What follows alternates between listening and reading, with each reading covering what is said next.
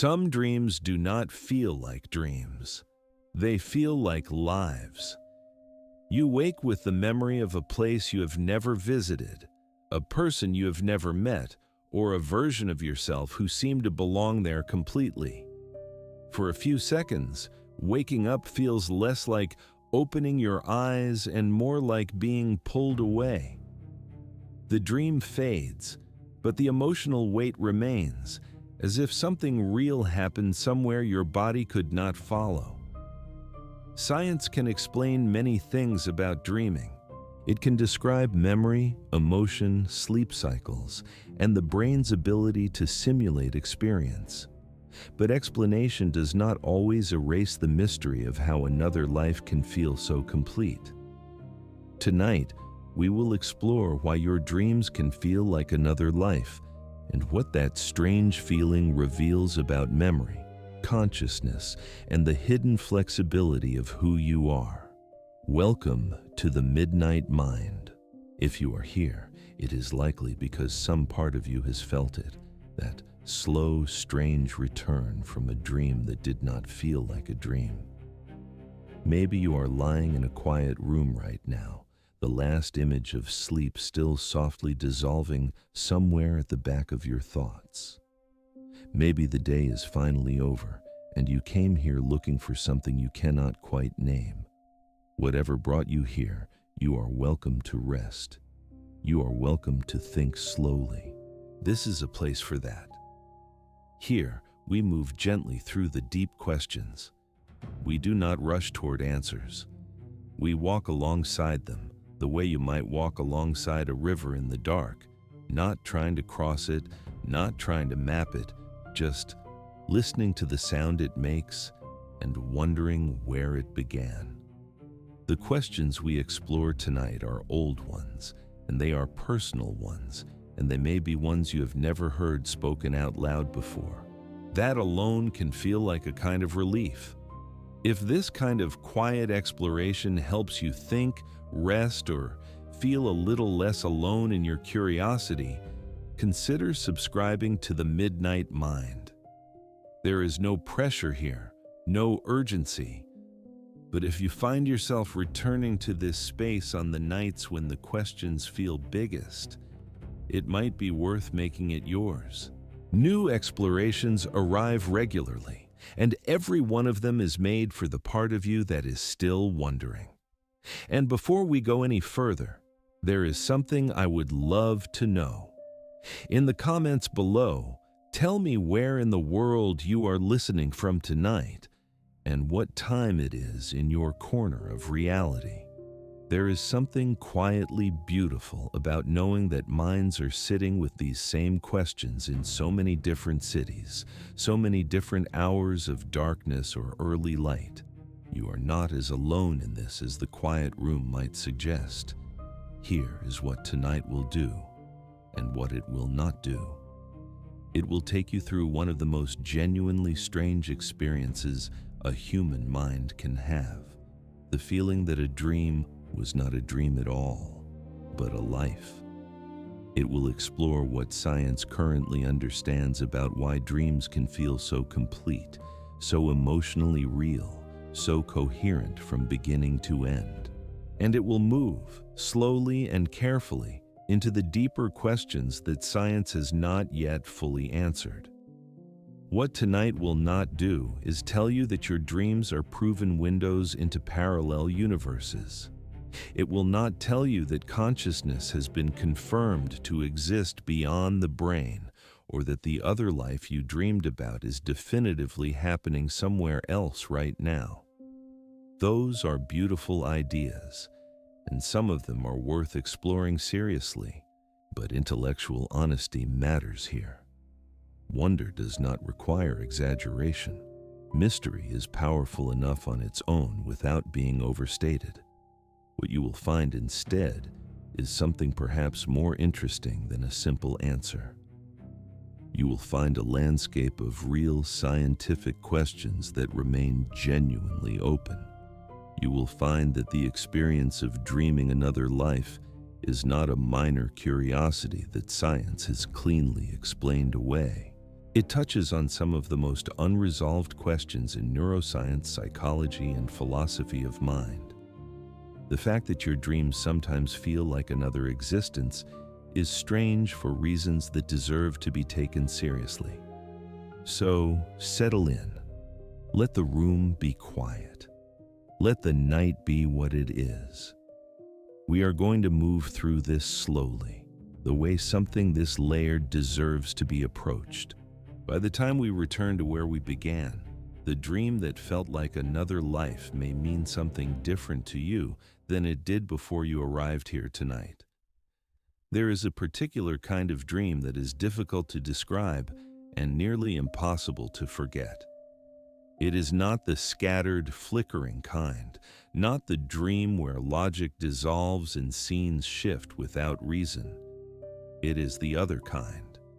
The kind that holds together, the kind that has a beginning, you remember, a texture to the air, a weight to the moments inside it. The kind where you are not just watching something happen, but living inside it, fully, with a body that feels real and a mind that does not question where it is.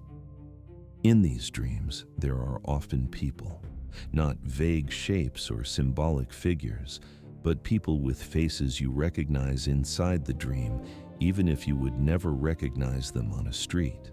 There are relationships, histories, the soft weight of knowing someone the way you only know people you have been close to for a long time. You know their habits, you know how they speak, you know the particular way they look at you and what it means. That knowledge does not feel invented. It feels remembered. There are places too, not just settings, but places that have the quality of somewhere lived in. A house you know the layout of, a neighborhood you have walked through before, inside the dream, in the quiet way of a person who belongs there. The light falls a certain way through certain windows. The floor sounds a certain way when you move across it. Details accumulate the way they do in real life, not all at once, not in a list, but slowly, naturally, as background to a life being lived. And you, inside this dream, are not quite yourself. Or perhaps you are more yourself than usual. There is often a version of you that feels familiar in a different way, settled into circumstances that waking life does not contain. A different work, a different home, a different set of quiet routines. The you in the dream does not feel like a costume. It feels inhabited. It feels like someone who has been here, in this life, for a long time. What makes these dreams most remarkable is not their visual detail, but their emotional continuity. There is feeling that runs through them like a current, affection that builds over the course of the dream, tension that has a history behind it, grief that arrives with the weight of something long carried, joy that does not feel sudden but earned. These emotions do not appear randomly.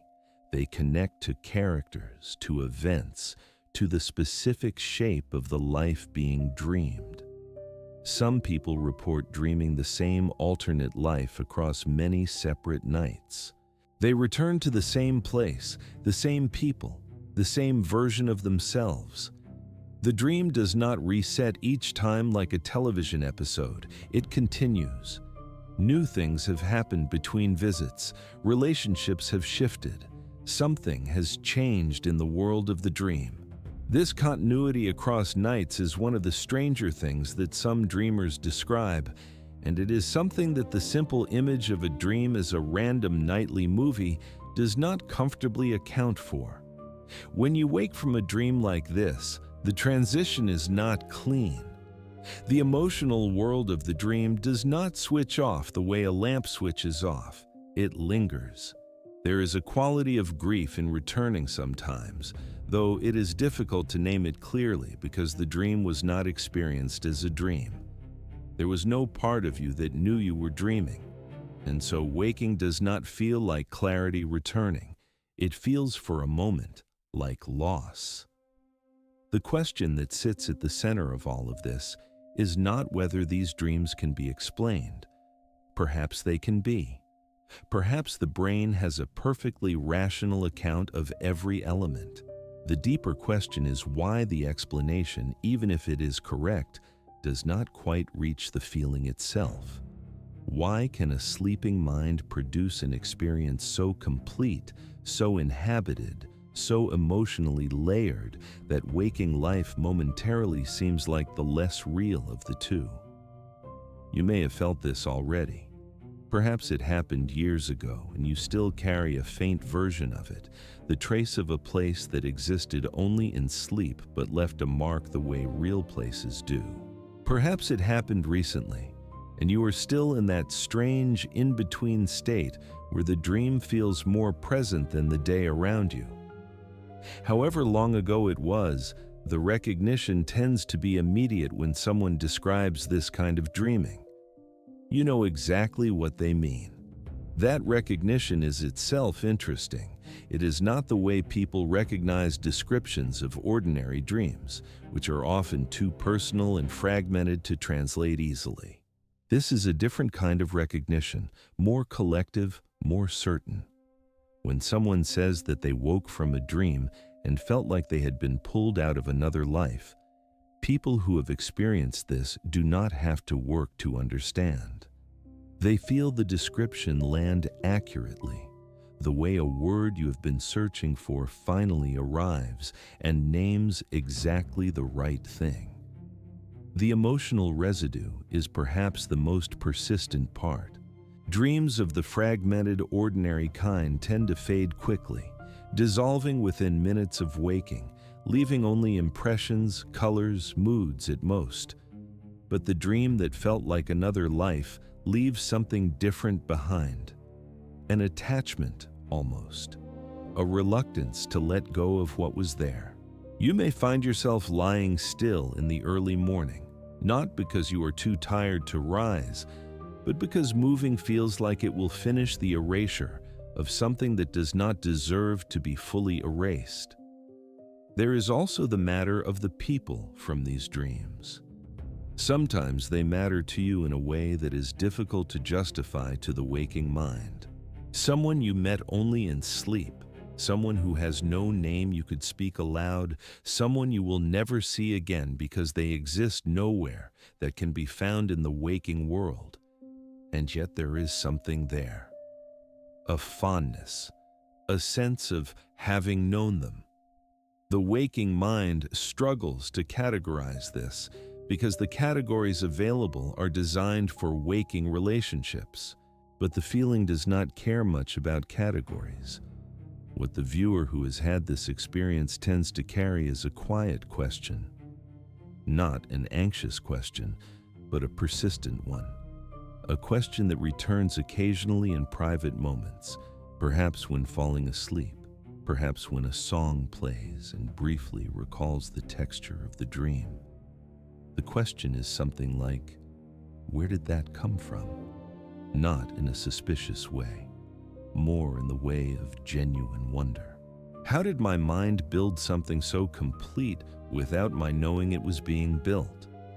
That question deserves a real exploration, not a dismissal and not an overclaim.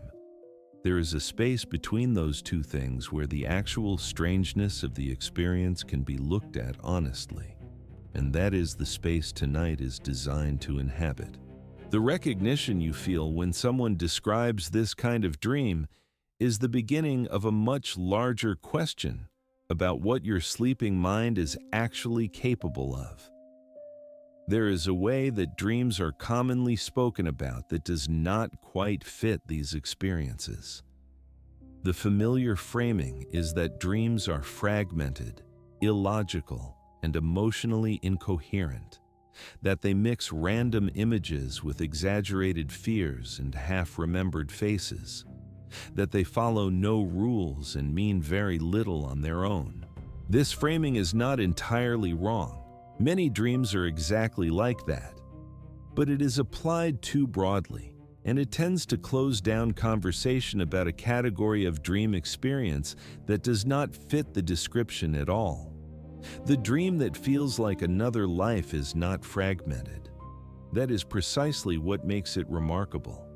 It is organized. It has internal logic that holds from scene to scene. Characters behave consistently with who they are inside the dream. Spaces remain stable. The rules of the world being dreamed do not shift randomly. Whatever the brain is doing to produce these dreams, it is doing something significantly more structured than generating random noise. Consider what it actually takes to produce a coherent world in a dream. Setting must be rendered with enough detail to feel inhabited. Characters must be given consistent personalities, speech patterns, and emotional relationships to the dreamer. A history must exist, implied or directly felt, so that the dreamer's place in the world makes sense. Time must move at something resembling a normal pace. All of this must happen without the conscious mind knowing it is happening, without the dreamer being aware of the construction while inside it. That is not a small thing. When scientists study dreaming, one of the things that emerges from the research is that the brain during sleep does not stop being an organizing system. It is not simply replaying static, it is actively constructing. The sleeping brain selects, combines, invents, and arranges. It generates emotional tones and attaches them to invented scenarios. It builds relationships between dream characters. It creates a social world, not just a visual one. The social and emotional complexity of some dreams is genuinely comparable to the complexity of waking experience. The belief worth disrupting tonight is not the belief that dreams are scientifically understandable. They are, at least in part. The belief worth disrupting is the assumption that because dreams are understandable, the experience of them is not genuinely remarkable. Understanding the mechanism of music does not make music less moving. Understanding the neuroscience of love does not make love less real. And understanding some of what the brain does during dreaming does not fully account for the experience of waking from a complete, inhabited, emotionally coherent other life. Dreams can generate whole identities. They can produce a version of you that has different memories, a different history, different losses and different joys, and that version feels, from the inside, no less real than the version writing this moment in your memory. That capacity, the capacity to construct and inhabit a full self inside a full world, is one of the most extraordinary things a human mind can do. It deserves more than dismissal. It deserves the kind of slow, careful wondering that we are going to do together tonight. To understand why dreams can feel like another life, it helps to understand what science currently knows about what the sleeping brain is actually doing. The picture that has emerged over decades of research is more sophisticated than most people expect, and it begins with a phase of sleep that most people have heard of, but few fully understand. Rapid eye movement sleep is the phase most strongly associated with vivid dreaming. During this phase, the brain is not resting in any simple sense. Brain activity during rapid eye movement sleep, when measured with modern imaging technology, looks surprisingly similar to brain activity during waking experience. The visual cortex is active. The emotional centers of the brain, particularly the regions associated with processing fear, memory, and social connection, are highly engaged. What is largely suppressed during this phase is the prefrontal cortex, the part of the brain most associated with logic, reality testing, and critical analysis. That suppression is important. It means that during rapid eye movement sleep, you experience events with emotional and sensory vividness comparable to waking, but without the part of the brain that would normally say, This does not make sense. This is not real. You are asleep. The critical filter is offline. The experience runs without correction. This is part of why dreams can feel so convincing while you are inside them, and why the sense of reality does not collapse until you wake. The brain during dreaming is also doing something that researchers often describe as offline processing. During the day, the mind takes in an enormous amount of experience, emotion, and information. Not all of it can be integrated in real time. Sleep appears to be a period during which the brain replays, restructures, and connects the material of waking life.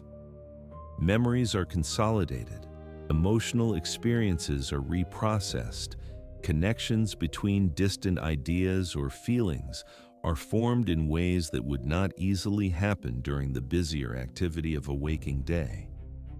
This offline processing is not passive. It involves the active participation of memory systems, particularly the hippocampus, which is central to the formation and retrieval of autobiographical memory. The hippocampus remains active during dreaming and appears to participate in the weaving together of past experience into new combinations. Dreams often recombine elements from different times and different emotional contexts, producing scenarios that feel both familiar and new at the same time. The brain during dreaming also generates what researchers call narrative structure. Rather than simply producing random images, the sleeping brain tends to organize experience into something resembling a story. There are characters, events, settings, and a sense of progression. This is not the brain malfunctioning. It is the brain doing what human brains do, which is to make sense of experience by constructing it into a form that can be inhabited and understood. The narrative tendency of the waking mind does not simply shut off during sleep. Emotional memory plays a particular role in shaping the intensity of dreams. The brain regions involved in emotional processing, including the amygdala, which is central to fear, attachment, and emotional significance, are among the most active during rapid eye movement sleep. This means that dreams are not emotionally neutral. They are emotionally shaped and emotionally guided. The feelings inside a dream are not decoration. They are part of the engine producing the dream itself. There is also what researchers describe as source monitoring, or the process by which the waking brain distinguishes between what was real and what was imagined. During dreaming, this process does not function normally. The brain cannot easily tag experiences as imagined rather than real while the experience is occurring. This is why, inside a dream, invented people feel known, invented places feel familiar, and invented events feel like things that actually happened. The tagging system has been suspended. Memory researchers have found that this suspension of source monitoring during sleep is related to a broader phenomenon called false memory. Even in waking life, human memory is less reliable than most people assume. Memories can be generated from fragments, influenced by suggestion, and reconstructed in ways that feel completely certain but are not accurate. During dreaming, this reconstructive tendency of memory is amplified. The brain builds an experience from fragments and emotional signals and presents it as a continuous, coherent reality.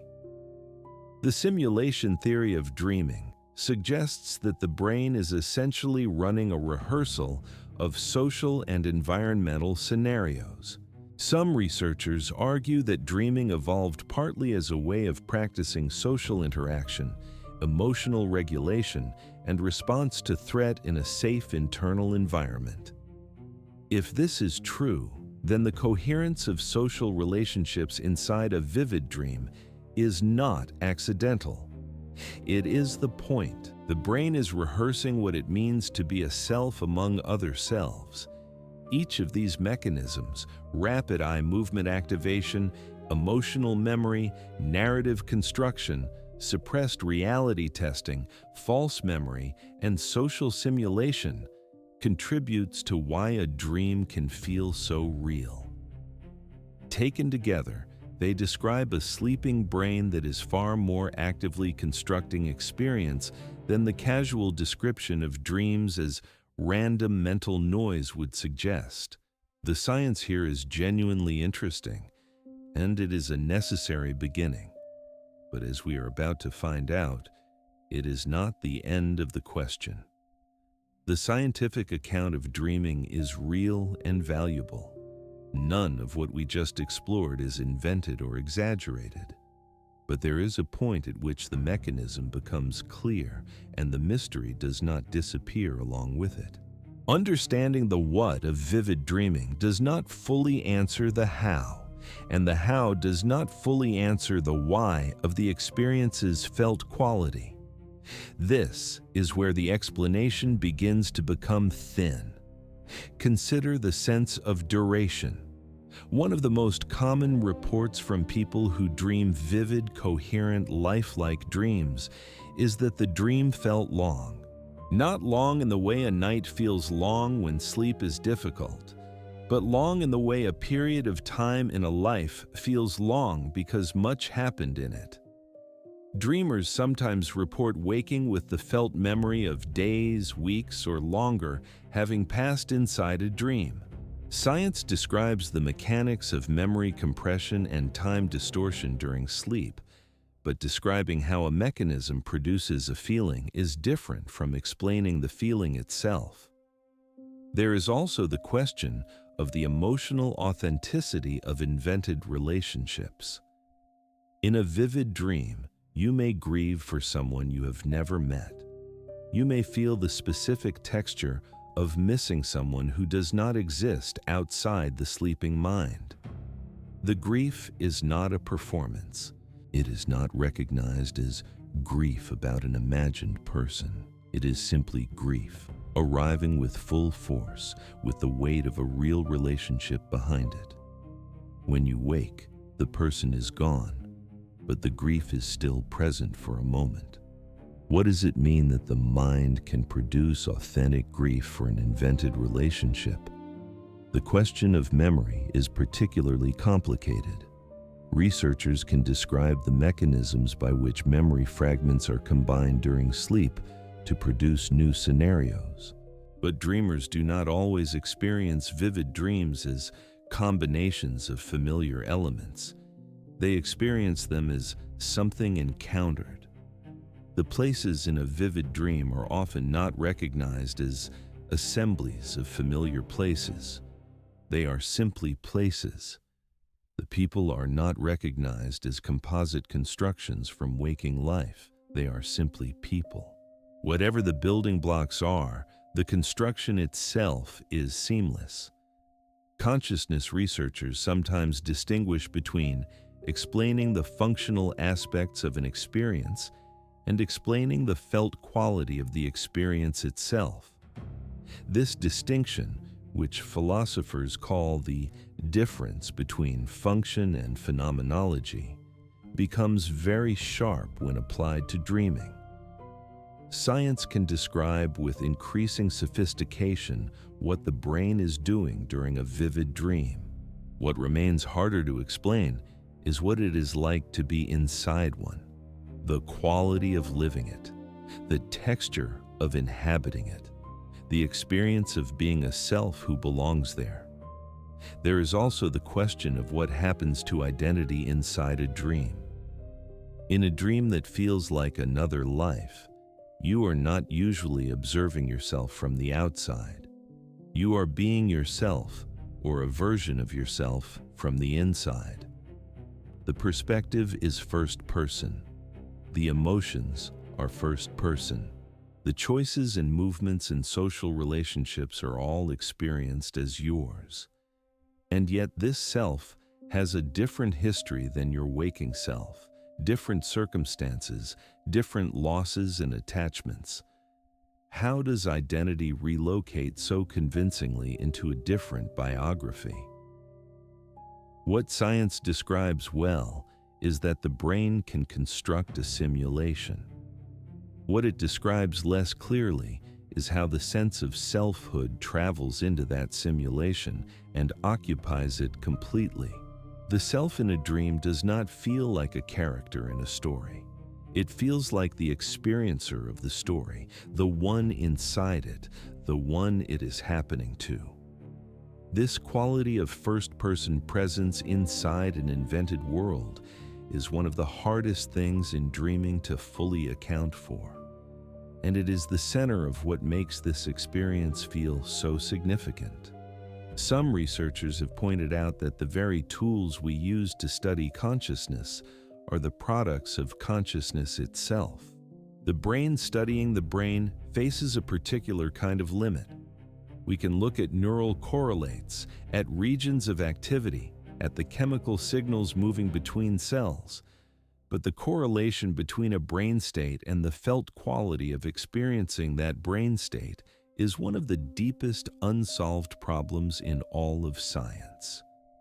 Dreaming sits directly inside that problem.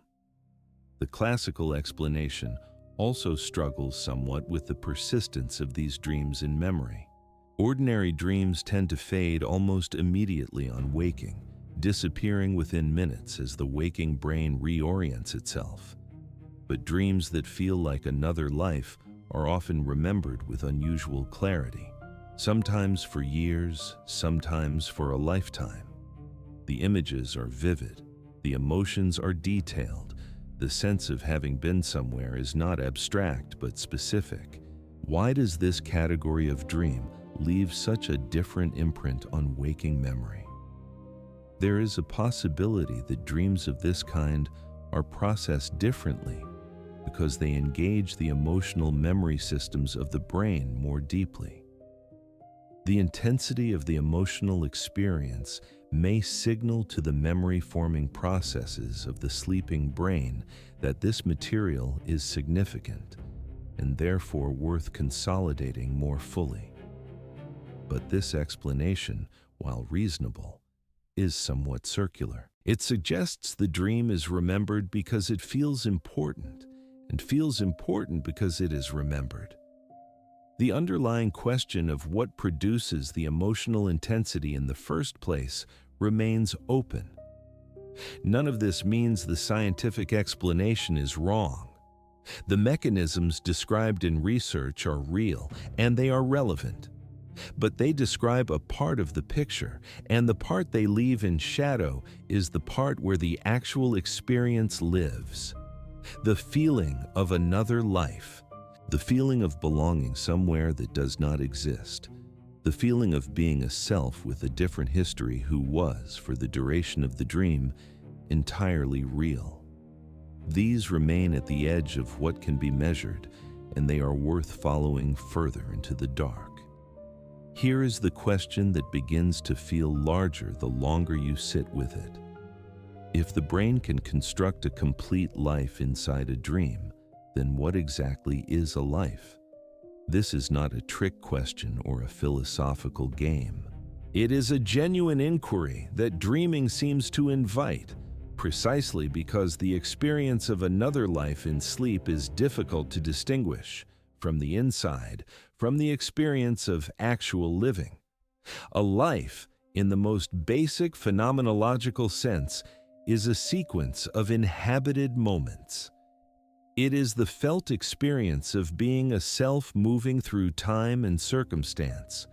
It involves relationships that feel real, places that feel known, a history that gives the present moment its meaning.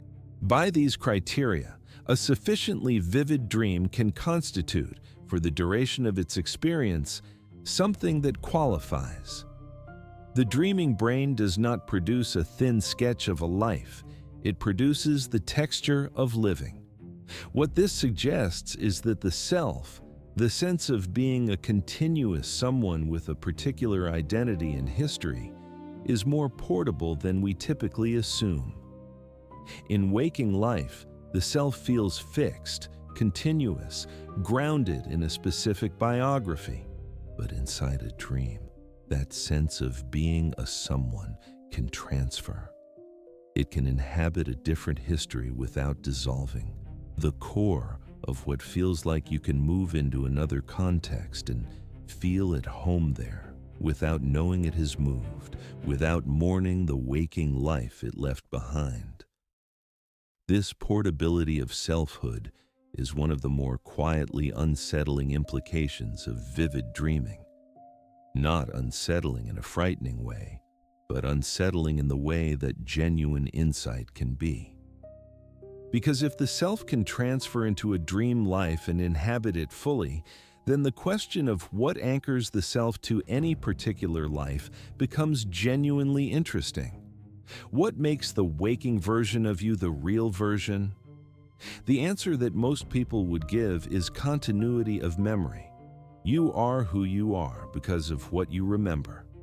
But inside a dream, you also have memories, dream memories, the felt sense of a history. The anchor is the same kind of thing. It is just pointing somewhere different. Consider what it would mean for your understanding of identity if this is taken seriously. The self is not a fixed object. It is something more like a pattern, a way of being someone that can be expressed in more than one set of circumstances. The specific circumstances of your waking life, the relationships, the places, the history, are the container in which that pattern currently lives.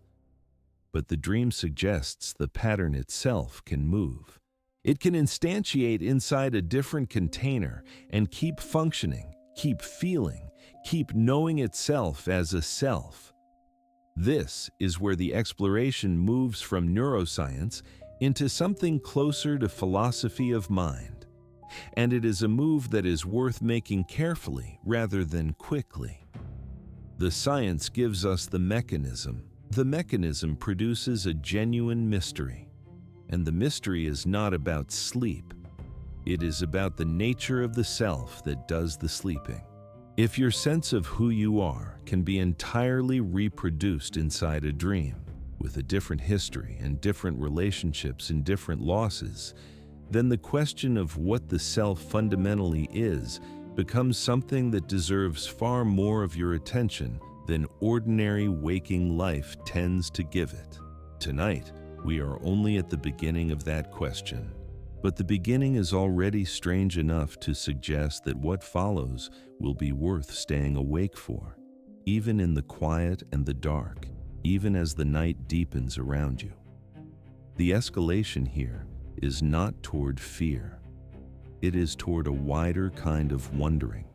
Because if the self is something that portable, something that creative and adaptable, then perhaps the you that woke this morning is only one of the ways that you are possible.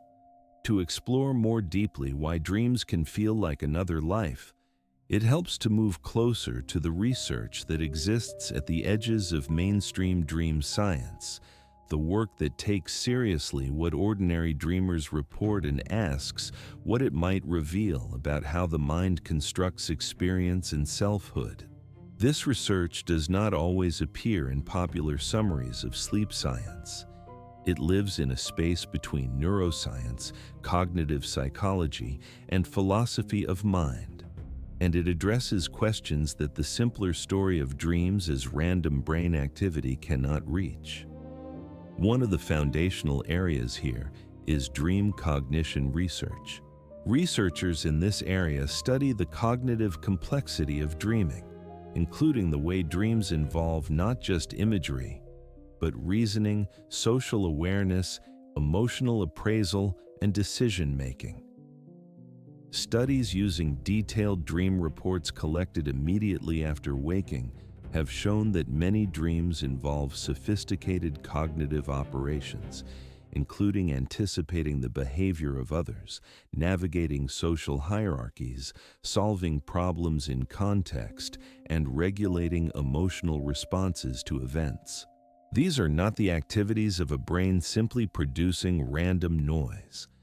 The work of researchers studying the continuity hypothesis is particularly relevant here.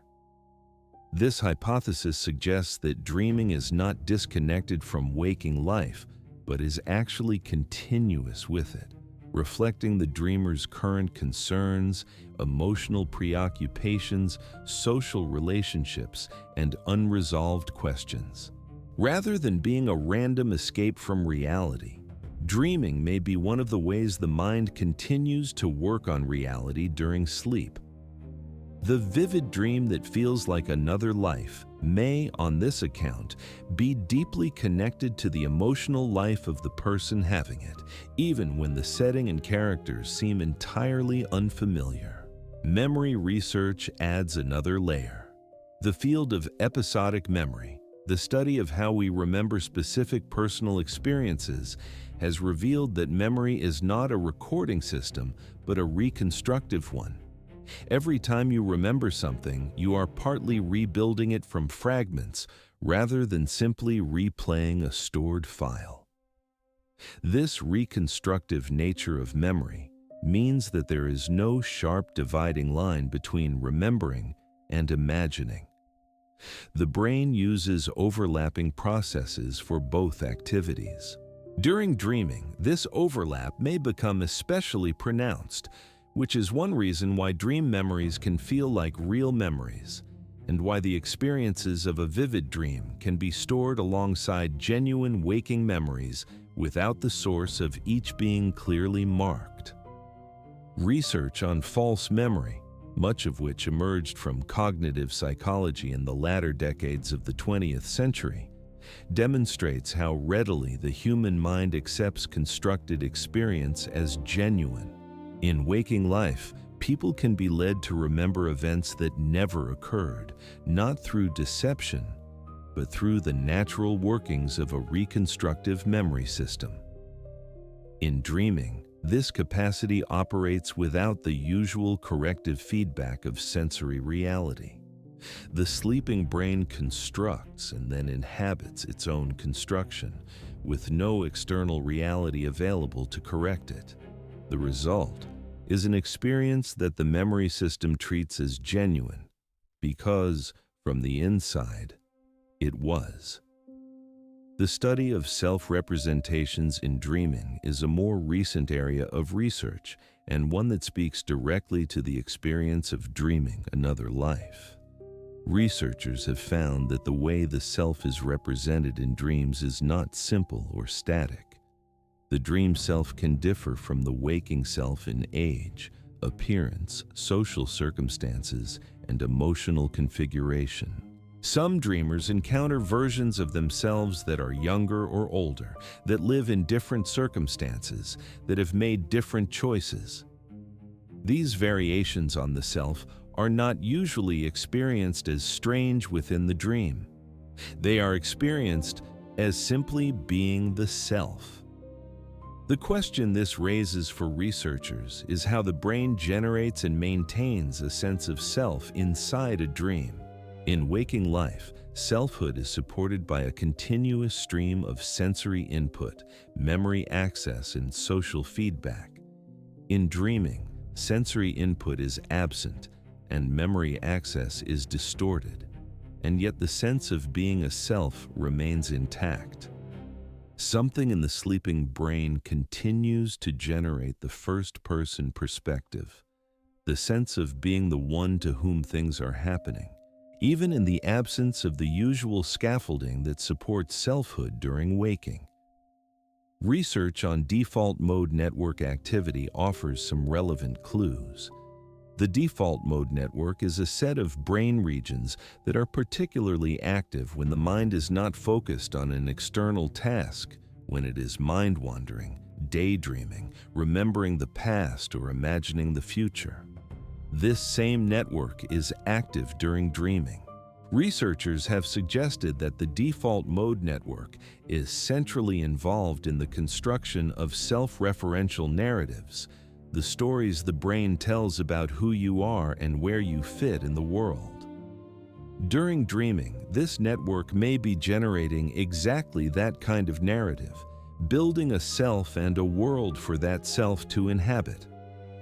Lucid dreaming research, which involves the study of dreamers who become aware they are dreaming while remaining inside the dream, has produced findings that are interesting precisely because of how unusual the lucid state is. In ordinary dreaming, the self is completely immersed in the dream. In lucid dreaming, a second layer of awareness exists alongside the first. The fact that this second layer is possible at all suggests that the ordinary dream state involves a specific suppression of reflective self-awareness, not simply its absence. The dream is designed, in some functional sense, to be inhabited rather than observed. Some cognitive researchers have described the ordinary dream state as a kind of total immersion simulation, one in which the usual distance between the experiencing self and the experience has been collapsed. In waking life, there is always some degree of self-monitoring. You are aware, at some level, that you are experiencing experience. In a vivid dream, this monitoring layer largely disappears. You are not watching the life unfold, you are living it. And this collapse of the observer into the participant may be one of the key reasons the dream feels like a life rather than a representation of one. The relationship between dreaming and identity formation is an area that researchers in developmental psychology have also explored. Some work has suggested that dreaming plays a role in the integration of experience into a coherent sense of self over time. Dreams may not just reflect identity, but actively participate in shaping it. If this is true, then the dream that feels like another life may not be entirely separate from the process of becoming the self you are when you are awake. The other life dreamed might, in some sense, be a version of yourself the sleeping mind is exploring or integrating, a possible configuration of the self being tried on in the dark. What all of this research points toward can be stated in a simple way, though the simplicity is in the statement and not in the underlying reality.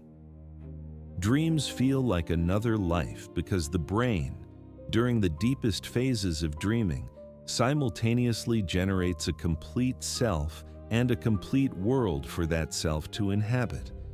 And it does so without the dreaming self being aware that either has been generated. The experience of living in a dream is not like watching a film about someone else. It is the brain creating the experience of being someone in a somewhere for a period of time that feels real. Think about what goes into that generation.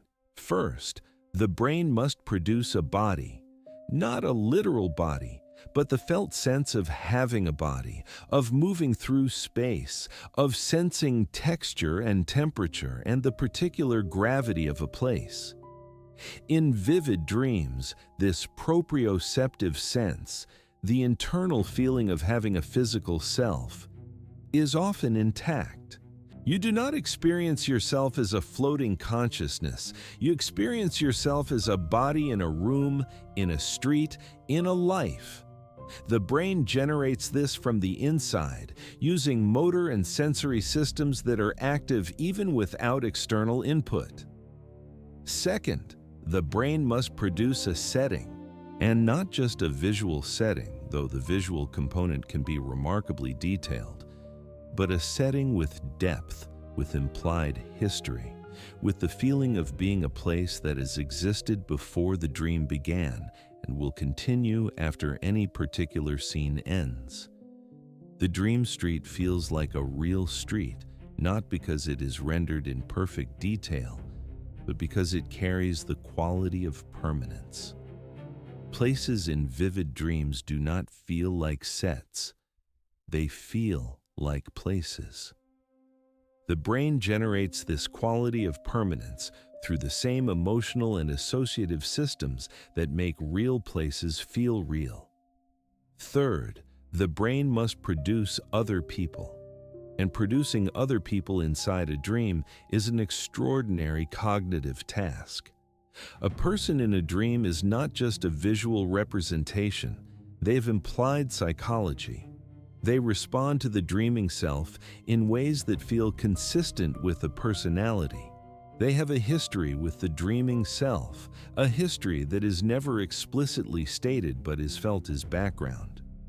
When someone in a dream looks at you with specific recognition, there is a relationship implied in that look, a shared past, and the dreaming mind accepts that past without being shown it. Fourth, and perhaps most importantly, the brain must produce emotional context. The feelings that run through a vivid dream are not separate from the dream. They are the dream's ground. They give events their meaning. They explain why certain moments matter and why certain people are important. The love felt in a dream towards someone who does not exist in waking life is not a trick. It is a real emotional state generated by real emotional systems in the brain, directed at a target that was also generated by the brain. This is one of the deepest and most poignant aspects of the dreaming experience. Fifth, the brain must produce continuity.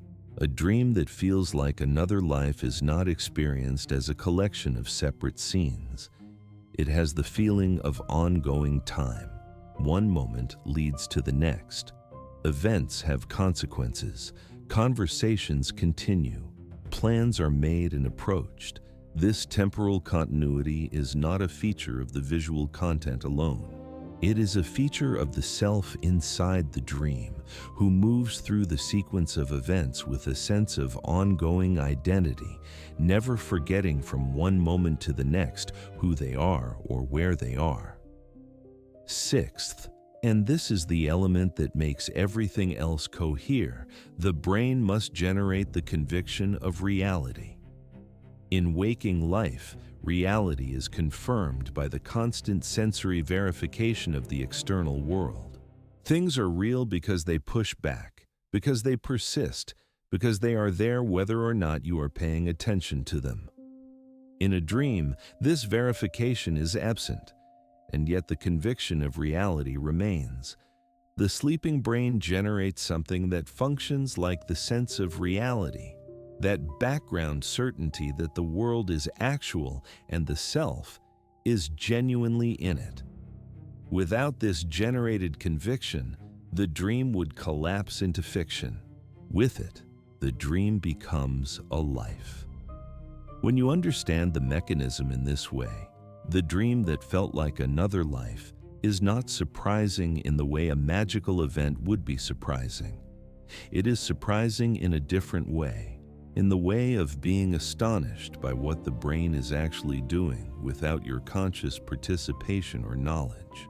While you slept, your mind built a world and placed a self inside it and gave that self a history and people to care about and a sense of time passing and the conviction that all of it was real. And it did this routinely across the course of a night, possibly many times, as naturally as breathing. This is not a small thing to sit with. The brain's capacity to generate a complete inhabited world is the same capacity that generates your experience of this moment. The waking world feels real for the same reason the dream world felt real. The brain is continuously generating the conviction of reality, continuously producing the felt sense of a self in a somewhere, continuously supplying the emotional context that gives experience its meaning. The difference between dreaming and waking is not that one involves reality and the other does not. The difference is in what the brain is using as its input material. What the brain uses in waking is sensory information from the external world, channeled through the senses and interpreted by the perceptual systems. What the brain uses in dreaming is something else. Memory fragments, emotional signals, narrative patterns, the accumulated material of a life being replayed, recombined, and explored. But the mechanism of generating experience from that material is the same. The sense of reality that you feel in this moment and the sense of reality that a dreamer feels inside a vivid dream are produced by the same fundamental process. The source material differs. The generating process does not. This realization, if you let it settle, has an implication that is quietly extraordinary. It means that the feeling of living somewhere, the feeling of belonging to a particular life, is generated, not discovered. It is something the brain does, not something the world simply presents. And if the brain can generate that feeling inside a dream, with invented people and invented places and invented history, then the question of what grounds the waking version of the same feeling becomes something genuinely worth asking in the dark. It is important to pause here and be honest about where the established science ends and where speculation begins. Everything in the last two subsections draws from real areas of research. Dream cognition, memory reconstruction, default mode network activity, false memory, self-representation in dreams. These are genuine fields of inquiry with real findings. The mechanism described is grounded in what researchers have actually studied and published.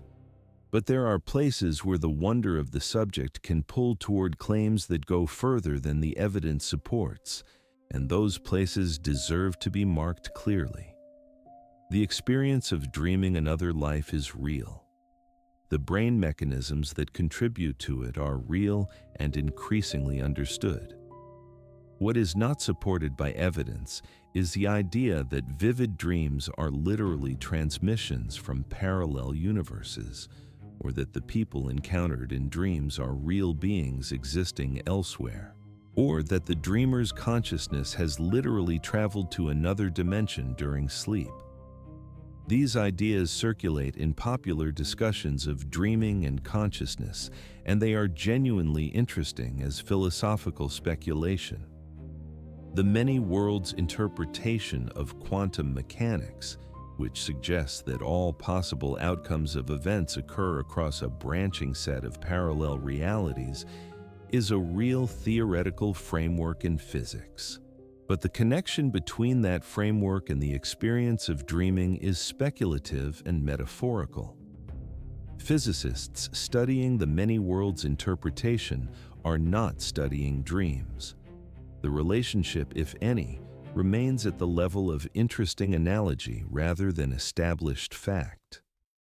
Similarly, the idea of shared dreaming, that two people can meet inside the same dream and share a coherent experience without external communication, remains without scientific support.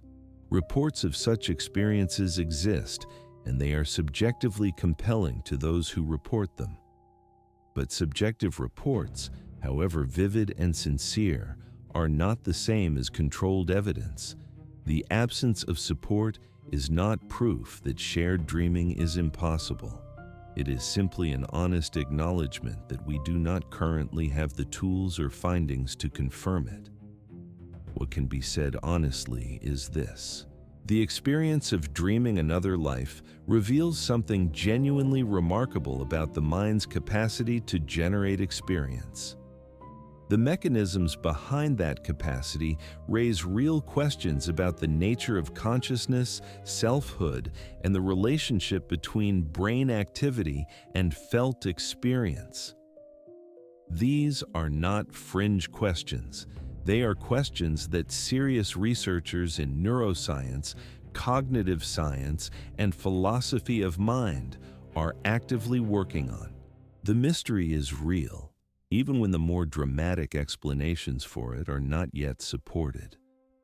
The distinction between what is known, what is reasonable to infer, what is speculative, and what is unsupported matters especially in a subject like this. where the experience is so emotionally significant and so easy to overinterpret.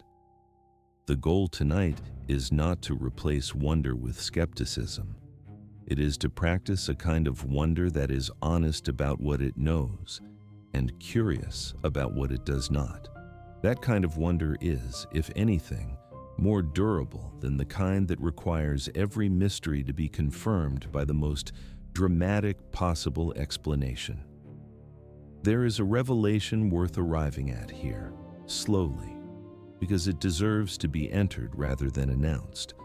It is this: the feeling of having lived another life in a dream may not be a mistake made by a confused brain. It may be a completely accurate description of what the brain actually did. The dreaming brain did not produce a partial experience or a thin sketch of a life. It produced the real architecture of living: setting, identity, relationship, emotion, time, continuity, conviction.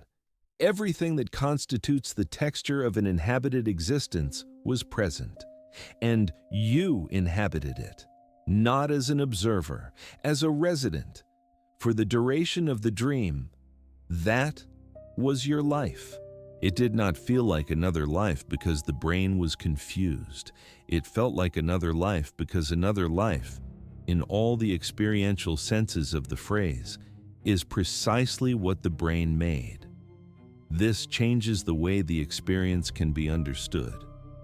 Instead of thinking of the vivid dream as an interesting malfunction, a hyper-realistic simulation that accidentally felt too real, it becomes possible to think of it as evidence of what the mind fundamentally is. The mind is a life-generating system.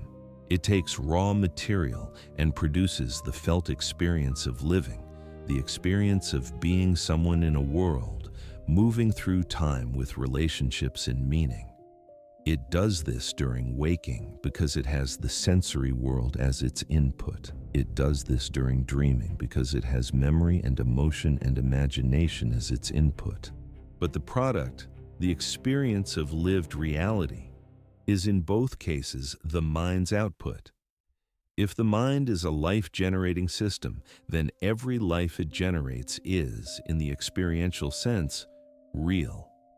The life you dreamed was real in the sense that matters most, which is the sense of what it was like to be inside it. The people were real in the sense that they were felt.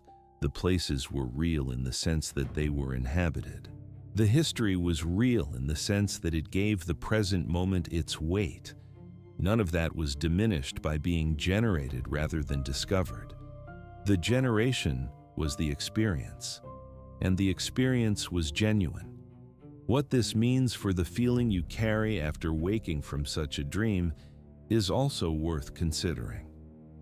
The sense of loss, or of having been somewhere and returned, or of carrying something from a life that is now inaccessible, is not a category error.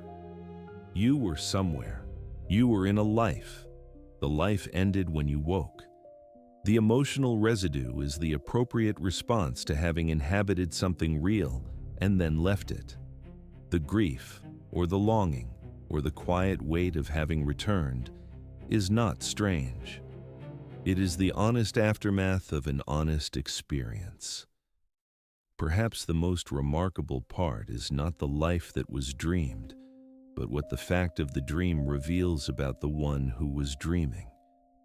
You are the kind of being whose mind can generate lives, whose sleeping mind builds worlds and places a self inside them and makes the self feel at home there, makes it love and remember and move through time as if it had always belonged. That capacity is not a glitch. It is one of the most extraordinary things about what you are. Now we move into a different register, not the register of established science, but the register of careful, honest speculation, the kind that says, given what we know, what might also be true, the kind that does not claim certainty but does not apologize for wondering. There is a speculative possibility worth entering slowly. What if some of the dreams that feel like another life are not only the brain's internal production, but are in some way connected to the broader field of what is possible for a consciousness like yours? What if the mind, during sleep, does not only replay and recombine the material of this life, but explores the space of what other configurations of the self might feel like? This is not a claim that parallel universes exist and that your dreams are literal visits to them. The physics of that idea is far from settled, and the connection between quantum theory and dream experience remains speculative at best. But there is a softer version of this possibility that does not require parallel universes at all. It simply requires that the mind contains within it something like a model of possibility, a sense of what other selves in other circumstances might be like. And that dreaming is one of the ways that model is explored. Consider that the waking mind already does something like this.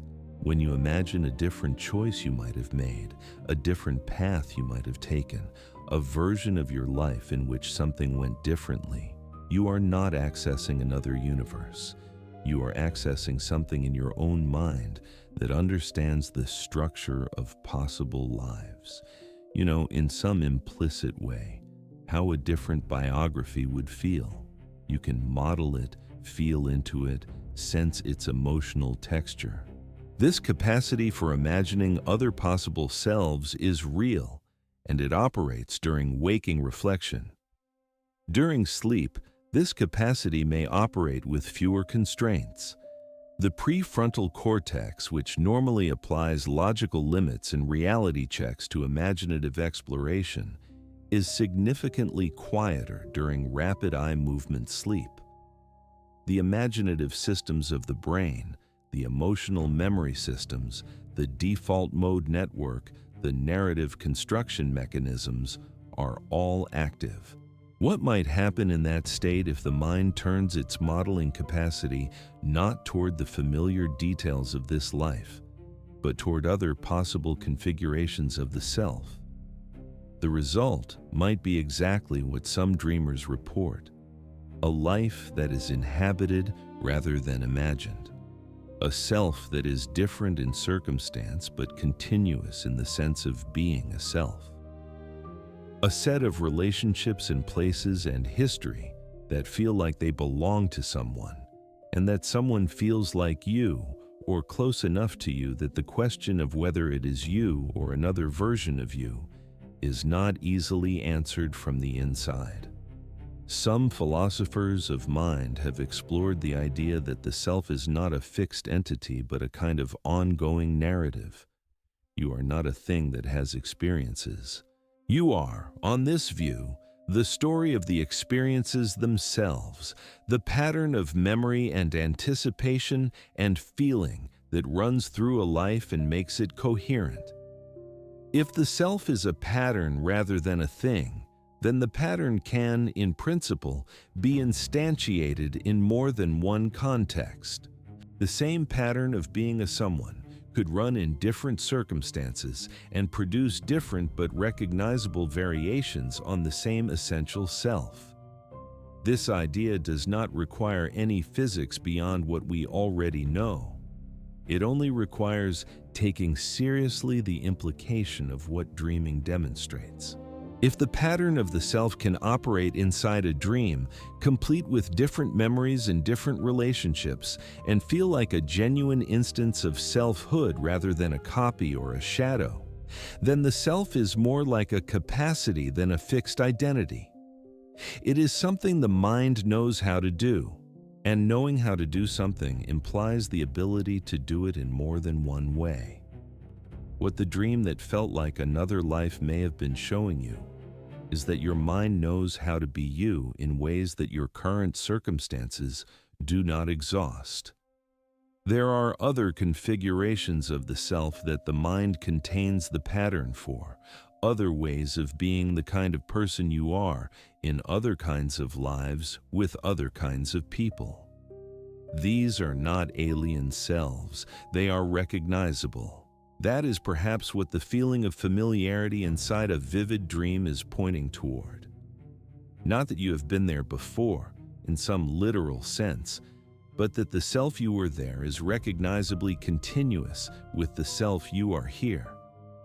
The speculative model being offered here is modest by the standards of some popular theories of dreams. It does not require consciousness to travel outside the brain. It does not require literal parallel universes to be visited during sleep. It only suggests that the mind, during dreaming, may do something more than replay and recombine the material of this life. It may actively explore the possibility space of the self. It may model other lives not as fantasies, but as genuine exercises in being a different configuration of the same consciousness. This is speculation, and the honest acknowledgement of that matters. But it is speculation that arises naturally from what the science describes, rather than speculation that contradicts it. And it points toward a way of understanding vivid dreams that honors both the neurological reality and the felt experience. The brain's mechanisms are real. The experience they produce is real. And the question of what that experience reveals about the range of what you are is one that remains genuinely open. If the speculative model has even partial truth in it, the implications for how you understand your own mind are significant and quietly extraordinary. It would mean that the you who wakes each morning into this particular life is not the whole of what you are. It would mean that your consciousness carries within it a wider range of possible selves than the specific circumstances of your waking life allow to exist at any one time. Think about what you know of yourself through the events of your life. You know what you are like under pressure, what you love, what frightens you, what moves you, what you value in other people. But all of that self-knowledge has been shaped by the specific context of the life you are living. The relationships you have had, the places you have lived, the circumstances that have tested and formed you. A different life would have shaped different aspects of the same underlying pattern, brought different qualities forward, left others in the background. What dreaming may do is give some of those other qualities a space to express themselves. Not because the dream self is a different person, but because the dream context removes the constraints of the waking context and lets different dimensions of the same consciousness operate. The self in the dream is not making things up. It is expressing a genuine but usually unexpressed aspect of the same underlying pattern. The affections it feels are real affections. The choices it makes reflect real values. It is you, or close enough to you that the distinction may not be as important as it seems. There is something quietly liberating about this possibility. The familiar experience of looking back on a life and wondering what might have been different, what roads were not taken, what other versions of yourself might have been possible, is a common source of both nostalgia and regret in waking life.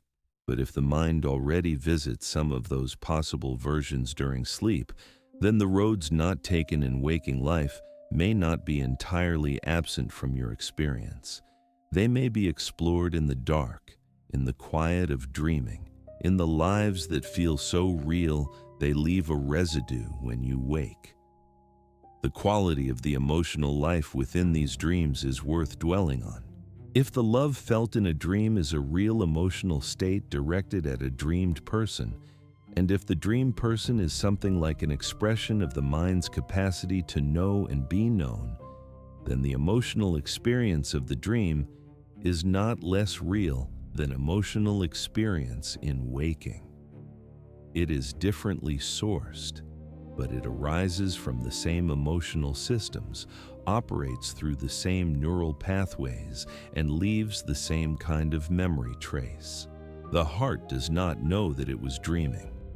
What this suggests is that the emotional range of a life is wider than a single waking biography can contain. You have probably felt things in dreams that you have not felt in waking life, or have felt them with an intensity that waking life rarely produces. Losses that arrive with the full weight of a real loss.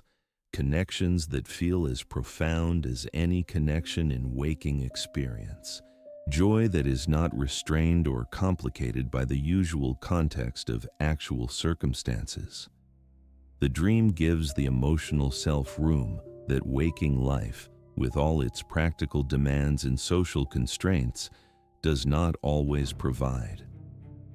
This is one of the reasons some people feel that their dream life is not less meaningful than their waking life. Not because they are confused about what is real, but because they are accurately sensing that the emotional experiences of dreaming are genuine emotional experiences. The feeling of having lived in another life and of having been moved by things within it is not an illusion. It is a real experience that the brain produced using its real emotional systems. It happened in the sense that matters most, which is the sense of what it was like to be inside it.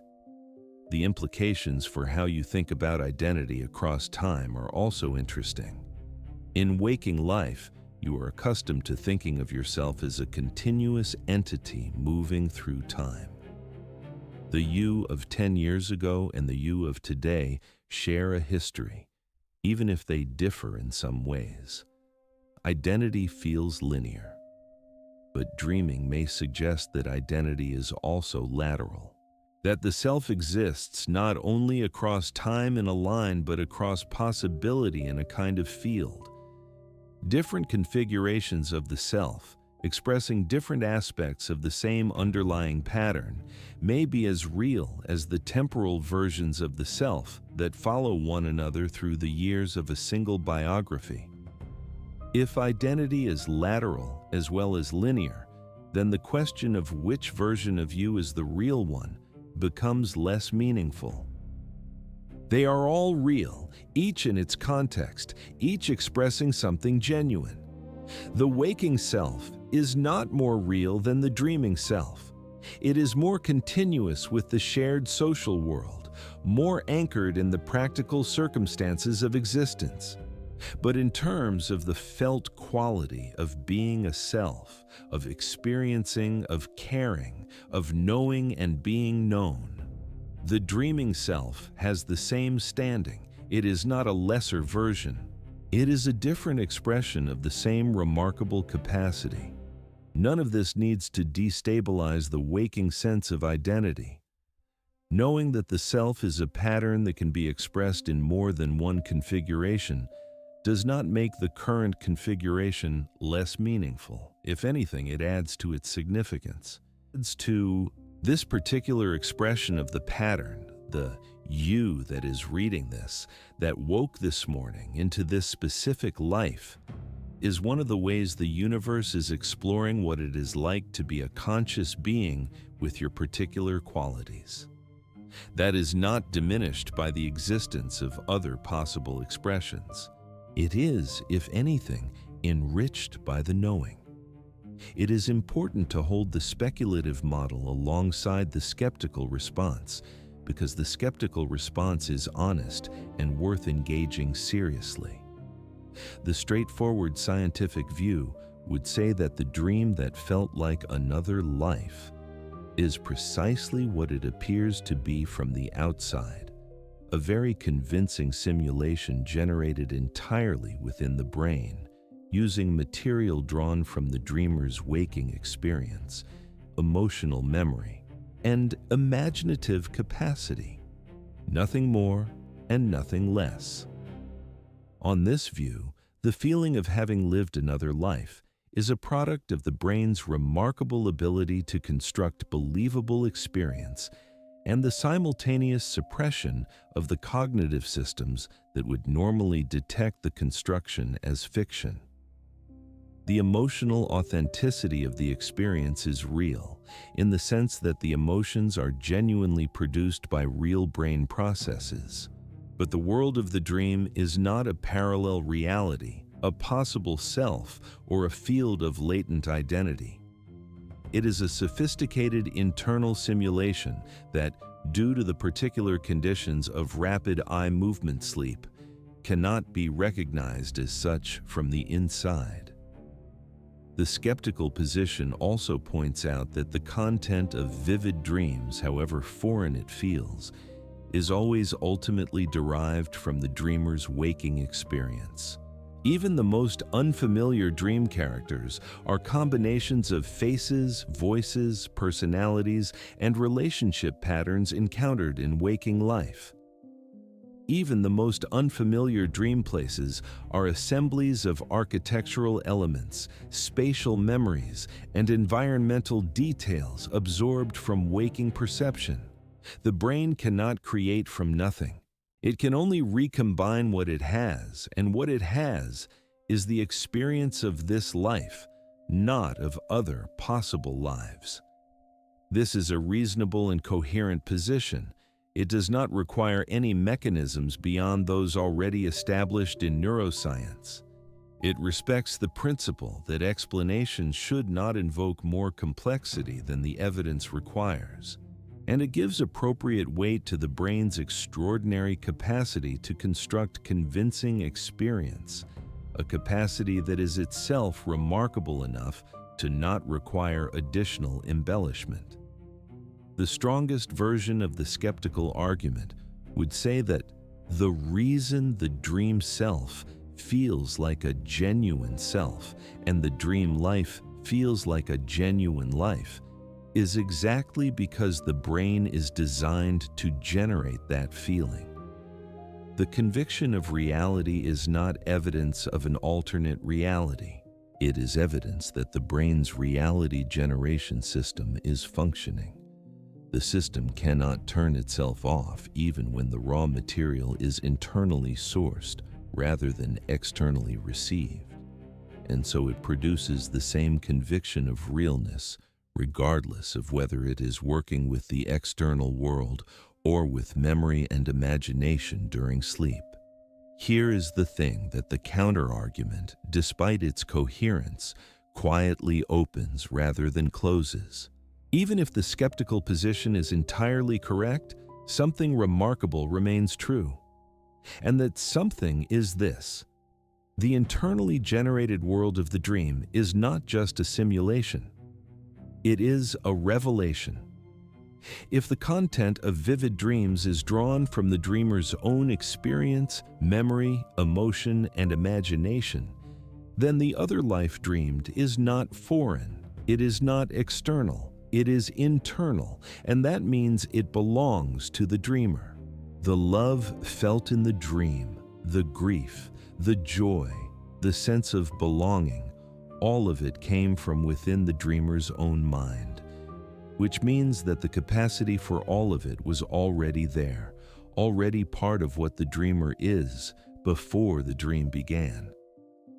The other life, even if it is an internal construction, reveals the inner life. It shows the dreamer what is available within them, what emotional range they possess, what kinds of connection they are capable of forming, what kinds of loss they are capable of bearing, what configurations of the self feel possible. A dream that feels like another life is, on the skeptical account, not a window onto another reality. It is a window onto this one, onto the one inside, onto the wealth of possibility that the sleeping mind discovers when the ordinary constraints of waking identity have been briefly set aside. This reframing does not diminish the experience. If anything, it deepens it. The people in the dream that you loved or grieved or recognized were made from you. The self in the dream that felt so at home in a different life was also you, expressing dimensions of yourself that this waking context may not regularly call forward.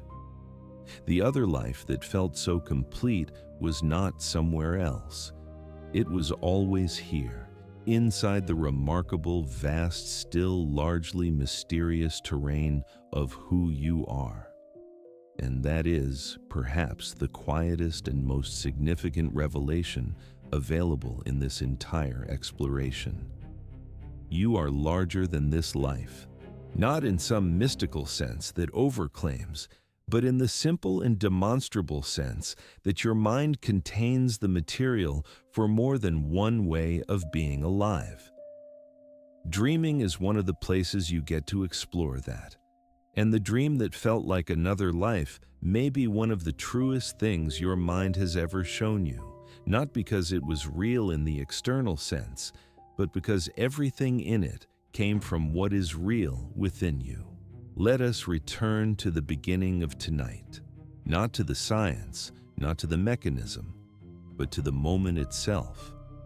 The moment you woke from a dream that felt like a life and understood in the space of a few dissolving seconds that something had been there and was now gone. That is the experience we set out to understand, and we have moved through a great deal of territory since then. Now it is worth standing with it again and seeing whether it looks different from here. The first thing that changes is the understanding of what the mind was doing. Before exploring any of this, the natural assumption might have been that the dream was somehow accidental, a byproduct of a sleeping brain processing random material, occasionally producing something vivid enough to linger. That assumption does not quite hold anymore. The dream that felt like a life was the product of a brain doing something it is specifically designed to do, generating a complete inhabited experience, rendering a self inside a world, supplying the emotional architecture that makes the experience feel meaningful. It was the mind at full capacity, unobserved. That changes the quality of the memory. The place you remember from the dream, the one you have never visited in waking life, but that felt completely known, was built by your own perceptual and spatial memory systems. Every detail of it was drawn from the accumulated experience of a lifetime of perceiving real places. It was assembled with the care that comes from a mind that takes inhabitation seriously, that does not build a backdrop but builds a world.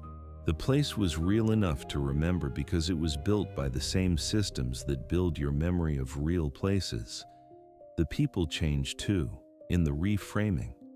The person in the dream who you knew in the specific, irreducible way you know people you have been close to for a long time, that knowing came from you, from your accumulated experience of what it is like to know someone, from the emotional memory of what it feels like to be in relationship, to have a history with another consciousness, to matter to someone and have them matter back. The dreamed relationship was real in this sense. It was made from the genuine material of what relationship feels like. It was authentic knowledge applied to an invented context. The version of yourself inside the dream deserves a particular kind of attention in this reframing. That self was not a costume the dreaming mind put on. It was an expression. The emotional responses of the dream self, the things it cared about, the way it moved through the world, the quality of its attention, these were genuine expressions of a self, drawn from the same underlying pattern that generates the you who woke this morning. Something real in you was being expressed through that other configuration. The dream self was not separate from you. It was another face of you, briefly visible in the dark. What this means for how you relate to the memory of the dream is something worth sitting with. The loss you may feel on waking from a dream like this, the sense of having been pulled from somewhere and not being sure how to return, does not have to be experienced as grief for something external and unreachable. The life that was dreamed was not somewhere else, it was inside you.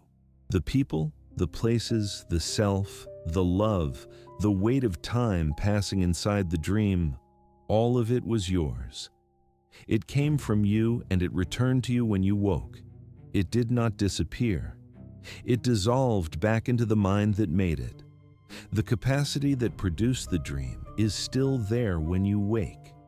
The mind that built that other life, that generated a complete world and placed a complete self inside it and made the self feel entirely at home, is the same mind you are using right now. Every moment, the ability to inhabit experience fully, to generate the conviction of presence, to feel love and loss in the passage of time, is not something that only happens in sleep. It is the ongoing activity of the mind that contains you. Dreaming simply shows you the machinery with the usual sensory input removed. There is also the question of what the dream might be reflecting about the life you are actually living. The continuity hypothesis, which we touched on earlier in this exploration, suggests that dreaming does not disconnect from waking concerns, but continues to process them in different forms. The other life you dreamed may not be arbitrary. It may be related in ways that are not always obvious to questions your waking self is carrying, to longings that have not yet been voiced, to aspects of yourself that the circumstances of your actual life do not currently allow full expression. The dream may have been the mind's way of giving those things room. This is worth asking in a quiet and curious way, not a distressing one. What was the emotional quality of the dream life? What did the dream self have that the waking self may feel is incomplete or absent, not as a source of discontent, but as a source of information? The mind does not generate emotional experiences randomly. Even if the specific content of the dream is inventive, the emotional textures it produces are meaningful. They point somewhere, they come from somewhere, and the somewhere they come from is you, specifically and genuinely. The reframing that emerges from all of this is this: the dream that felt like another life was not an illusion that confused you. It was an experience that revealed you. It showed you what your mind is capable of generating. It showed you the emotional range you carry. It showed you the depth of your capacity for connection, for belonging, for inhabiting a life fully. The other life was strange because it was unfamiliar, but it was also, in the ways that matter most, entirely recognizable, because it was made from the only material available. It was made from you. There is a wider frame into which the dream that felt like another life can be placed, and it begins with a simple observation. You are a being capable of generating experience. Not just receiving it, not just responding to it, but generating it from the inside with the creativity and coherence of a world. This is not a minor fact. It is among the most remarkable things that exists in the known universe. The universe, as far as science has determined, spent an enormous span of time consisting of matter and energy without the presence of anything that could experience itself. Stars burned and collapsed without being witnessed. Galaxies formed and dispersed without being felt. The cosmos was immense and eventful and entirely without an inside. And then, through processes that are still not fully understood, something happened that science finds genuinely difficult to explain. Matter organized itself into systems that could have an experience of existing. Consciousness appeared. Your brain, which generates the experience of being you in this life, and the experience of being a slightly different you in a dream life, is part of that extraordinary development. It is a piece of the universe that has learned to know itself from the inside. And it does not do this passively. It does this with imagination, with the ability to generate possible worlds, with the capacity to inhabit different configurations of experience and feel them with full emotional and sensory authenticity. If dreaming reveals anything about consciousness at the cosmic scale, it may be that consciousness is more creative than it appears in the ordinary conduct of waking life. The mind is not just a receiver of reality, it is a generator of possible realities. It explores the space of what existence could be like, not only what existence currently is. Every night, without effort or intention, the sleeping mind expands into possibility and inhabits it. This is not a quirk of sleep. It may be one of the fundamental properties of the kind of matter that is capable of experience. The question of why consciousness exists at all is one that science cannot currently answer. The question of what it means for a part of the universe to be aware of itself, to feel from the inside, to generate the conviction of presence and meaning, is what philosophers call the hard problem of consciousness, and it has not been solved. But the dream that felt like another life sits right at the heart of that problem. Because what the dream demonstrates is that consciousness is not merely passive awareness, it is active creation. The dreaming mind does not observe a world, it builds one. This creative dimension of consciousness, if taken seriously, suggests that the universe is stranger and richer than the material account of it can fully capture. Not because materialism is wrong, but because the material systems that produce consciousness seem to have a capacity for self-transcendence that is genuinely difficult to account for in purely mechanical terms. A brain that can generate a complete inhabited world with a self inside it that does not know it was generated is doing something that the simple sum of its neural components does not obviously predict. Identity, in the light of all this, may be something more fluid than the waking mind usually assumes. If the self can be expressed in different configurations, if it can inhabit different lives and different relationships and still remain recognizably a self, then identity is less like a fixed address and more like a kind of traveling capacity. The you that you are right now is specific and real and irreplaceable. But the pattern that makes you you is not exhausted by this particular expression of it. Consciousness may have more room than any single life can fully explore. Some of the most thoughtful figures in the history of philosophy and science have suspected something like this. The idea that the self is not a bounded object but a dynamic pattern arising from experience, and that the boundaries of the self may be less firm than ordinary life suggests, appears across many traditions of thought. From certain interpretations of modern neuroscience to certain currents in Western philosophy to certain ancient frameworks from cultures on the other side of the world from where you are listening tonight. These traditions disagree about much, but the suspicion that the self is larger, more flexible, and more connected than it appears is a recurring thread. What the dream that felt like another life may have given you, without asking permission, without explanation, is a direct experience of that flexibility. Not as a concept, not as an argument, but as an experience. You were, for the duration of the dream, someone in another life, and it felt entirely real. And when you woke, you were you again. And both were true. The flexibility and the specificity coexisted. The life you dreamed and the life you are living may both be genuine expressions of the same remarkable, still largely mysterious, still deeply worth exploring thing that you are.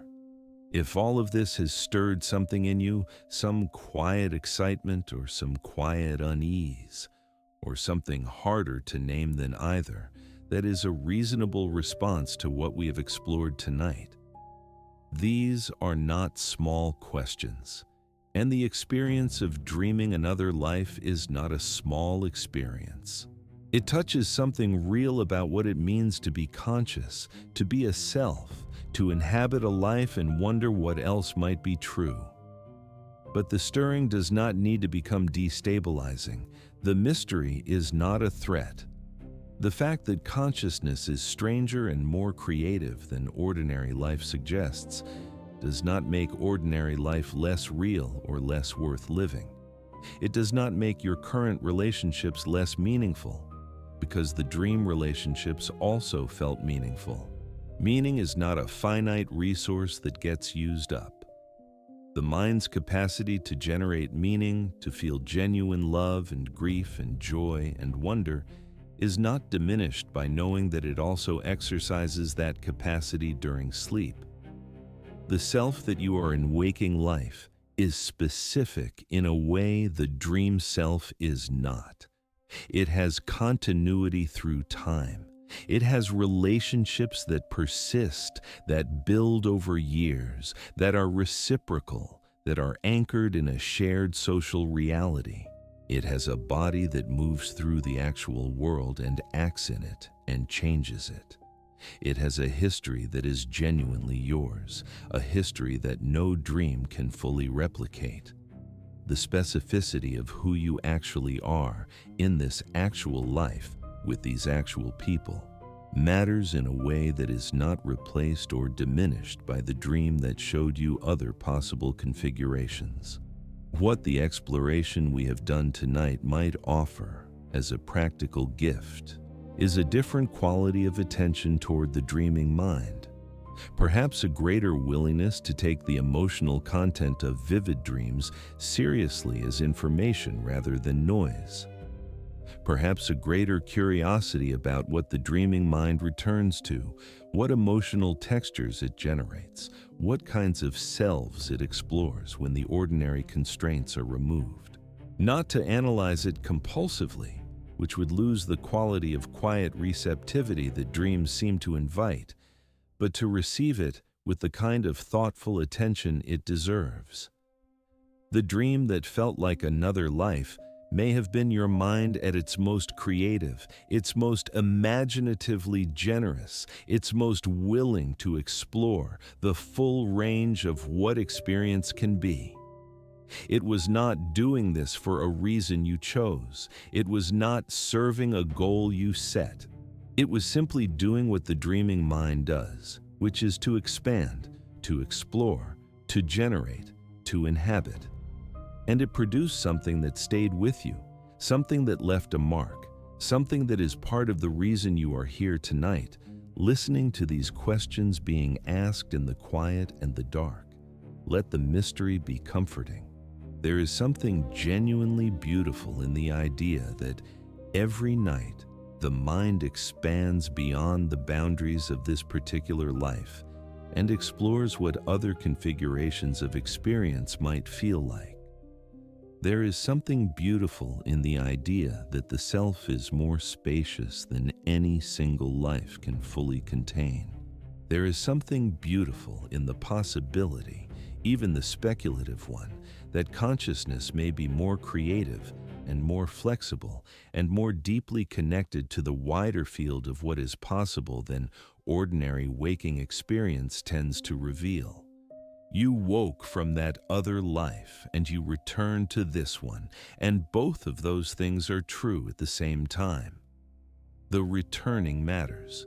The life you woke into, with its specific people and specific places and specific unfinished questions, is where you are. But the fact that the mind could generate another one, could fill it with emotional reality and a self that felt entirely at home, does something quiet and important to the sense of what you are. It makes you larger than you perhaps realized. And that is not something to be afraid of. It is something to carry forward into the night with a kind of wondering gratitude. Before we make our way back to where tonight began, there is something I would genuinely love to know from you.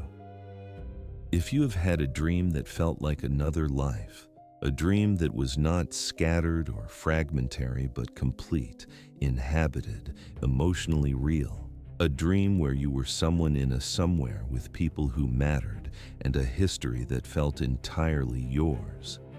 I would like to hear about it. Not in the spirit of cataloging strange experiences, but in the spirit of community. In the understanding that many minds sitting in many quiet rooms are holding versions of the same astonishing mystery. Leave a comment below describing the dream, or just describing the feeling of it if the details are difficult to hold on to now. What do you still remember? Is there a place from a dream that you have never visited in waking life, but could still describe in detail? Is there a person from a dream whose face you still carry somewhere in the back of your memory? Is there a version of yourself from a dream that you recognized as you, even though the circumstances were entirely different from your actual life? These questions are not asked to collect data or build a theory. They are asked because there is something quietly remarkable about the fact that this experience, the experience of dreaming another life, is not rare. It is common. It crosses cultures and ages and geographies. People all over the world, in all kinds of circumstances, have woken from a dream, feeling pulled away from somewhere. And the shared nature of that experience suggests something worth taking seriously about the dreaming mind. You are not alone in having felt this. And tonight, wherever you are in the world, whatever hour of the night or early morning it is in your corner of reality, you are part of a quiet community of people who know what it is like to wake from a life that the sleeping mind built, and the waking mind can still feel. That shared knowing is one of the gentler forms of connection, and if you leave a comment tonight, you become part of the proof that this experience is real, persistent, and worth the kind of slow, careful, wondering attention we have given it together tonight. We began tonight in the moment of waking, in the few dissolving seconds after a dream that felt like a life, when the image of a place you had never visited was still present, when the face of someone who does not exist in your waking world was still clear, when the version of yourself who belonged to that other life was still close enough to feel. We began there because that moment is where the question lives, not in the theory, not in the science, not in the speculation, but in the felt experience of having been somewhere and then being returned. You are here now, in this life, in this room, in whatever hour has settled around you while we have been traveling through these questions together. And this life, this room, this hour is exactly as real as anything we explored tonight in the wider and stranger territory of what dreaming reveals. More real, perhaps, in the sense that it is the life that continues, the life that has tomorrow in it, the life that is built from years of accumulated specificity. But something has changed, perhaps, between the moment we began and this moment now. The dream that felt like another life may be slightly different to you than it was before tonight. Not less strange, but differently strange. Not less moving, but differently understood. The place you still remember from a dream, the one that carries the quality of somewhere lived in, was built by the extraordinary creative capacity of your own sleeping mind, using the material of a lifetime of perceiving and feeling and knowing. It was genuinely built, and the building was real. The people from the dream, the ones whose faces may still be present somewhere in the longer memory of the experience, were also genuinely made from what you know of people, made from the accumulated knowledge of what it means to be known and to know, made from the emotional range you carry, from the capacity for connection and attachment that is one of the most real things about you. They did not come from nowhere. They came from the depth of what you already are, and the self who lived there, the version of you who belonged to that other life, who moved through that other world with the ease of someone for whom it was entirely ordinary, was also genuinely you. Not a different person, not a stranger, a different configuration of the same underlying pattern, a face of you that the specific circumstances of your waking life do not regularly allow to the surface, briefly visible, briefly inhabited, real in the ways that matter for the duration of its existence. Perhaps the dream world fades when you wake because waking life needs you back. Because this particular life, with its particular people and its particular demands and its particular unfinished questions, has a claim on the self that is stronger than the claims of the constructed world left behind in sleep. The waking world is persistent in a way the dream world is not. It is still there when you look away. It is still there when you close your eyes. It does not dissolve when attention moves elsewhere. And so it calls you back each morning, and the self returns and the dream recedes. But something remains. It always remains.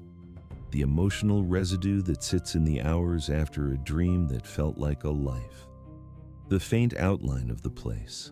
The quality of the air in a room that does not exist in any address you could find. The sense that something happened there, something real enough to have left a trace in the memory that carries everything else you have ever felt. The dream fades, but it does not entirely disappear. It becomes part of you, the way all genuine experiences do, even the ones that happened somewhere your body could not follow. So tonight, as the quiet deepens around you, as the night continues its slow movement toward whatever morning is waiting on the other side of sleep, carry this with you gently. You are a being who lives more than one life, in some sense. You live the one that continues each day into the next, the one with your name on it, the one that is yours in the ordinary and essential sense. And you live the ones that appear in the dark, the ones the sleeping mind builds or inhabits and explores, the ones that leave their soft mark on the waking self even when their details have mostly dissolved. Both are expressions of the same extraordinary thing, the same consciousness, the same pattern, the same remarkable, still deeply mysterious, still worth wondering about capacity to be someone, somewhere, fully, waking or sleeping, in this life or in another that arrives only in the dark and fades only at dawn. You are the one doing all of it, and perhaps that is the strangest, quietest, most beautiful part of everything we explored tonight. The other life felt so real because the mind that made it is the same mind that is reading this very moment. And that mind is not finished exploring what it is.